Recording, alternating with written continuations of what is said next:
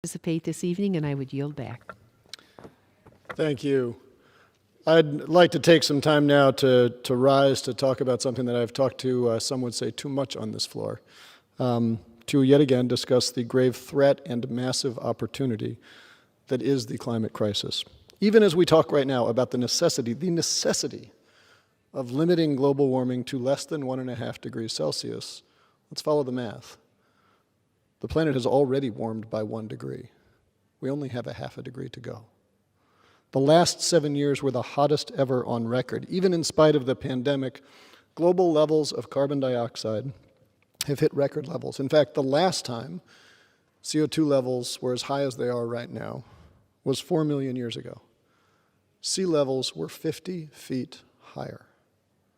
That is the reality of what happens when heat melts ice, ice becomes water. This is the reality we have made. If we are to be judged by our works, and we do nothing more in this moment, that judgment will not be pretty. That is our challenge, and it is our opportunity. But this change in CO2 levels, this didn't happen over 1 million years. It didn't happen over 1,000 years. It didn't even happen over 100 years. Half of all the CO2 we have ever emitted as a species, since that first fire that some upright hominid built in a cave 1 million years ago, half of all the CO2 we have ever emitted was since 1990. That is within my lifetime. It is within the lifetime of almost all of the members of this body. That's nearly a century after Svante Arrhenius discovered the greenhouse effect, since the science was basically settled.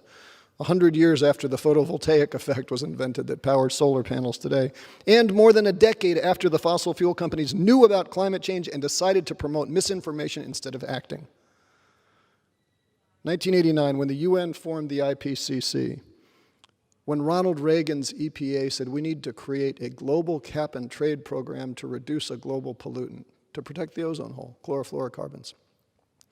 When that same EPA and the subsequent George Bush, both Republican presidents, I would add, when they said, let's take that same model and apply it to a domestic pollutant, acid rain-forming compounds. We have sugar maples in New England to now because of their leadership. We have a shrinking ozone hole because of their leadership. When they did that at the end of the 1980s, we were on the right track. That was 30 years ago. What do we have to do now to turn this ship around?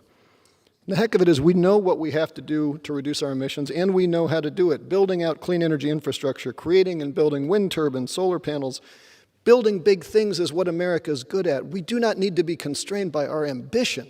My goodness. When the New Deal was passed, we electrified 80% of rural America in just 15 years.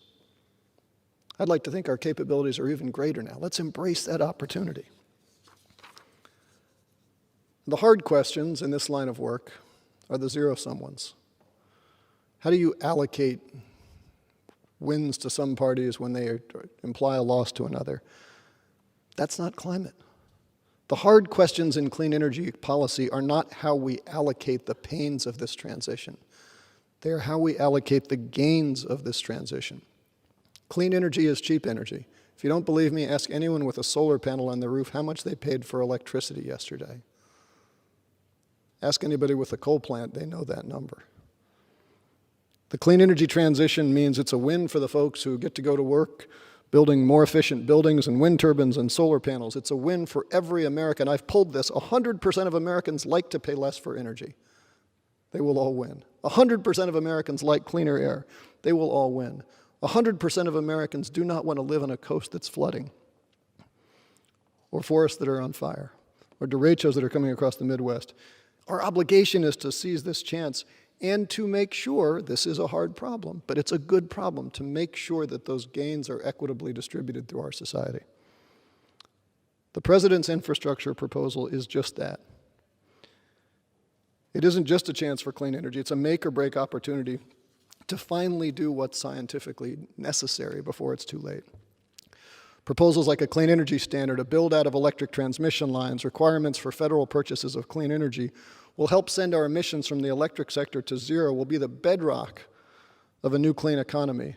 Cutting some, or let's be ambitious, all of the $650 billion a year that the IMF has said we currently subsidize the fossil fuel industry will finally give us efficient markets in our energy sector. $650 billion, that's about how much we spend on Medicaid, subsidizing an energy that apparently can't compete under a free market.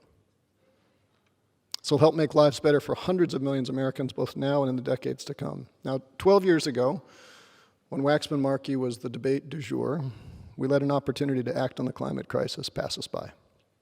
Since that time, we've kept emitting and temperatures have kept rising. I told you I've given this speech a few too many times. I don't want to be giving this speech a year from now. I don't particularly want to be giving it tomorrow. I certainly don't want to be giving it 12 years from now. We have a chance now to act while our planet can still afford it, and we can embrace that because our wallets are going to love it. Before I took this job, when I was running a clean energy company, I had a board member who gave me a piece of advice that's always stuck with me. He said, in the end, the only thing that really matters in this life is whether your grandchildren can say they were proud of you. Let's be clear. Our grandchildren are not going to be proud of us. They're not going to pat us on the back for doing only what was politically possible. They don't care. What matters is, did we do what was scientifically necessary? And I got a lot of colleagues on both sides of the aisle, on both sides of this building, who will say, you're naive, Kasten. What's necessary is so far in excess of what's politically possible, we just can't do that. If that is your approach to this moment, the only thing I know for certain is you are not cut out for leadership. Our moment, our challenge in this moment, is to make what is necessary possible. It's all that matters. Because while the best chance for climate action was 30 years ago, our last chance is now. I'd like to now yield to my friend, Mr. Schneider from Illinois.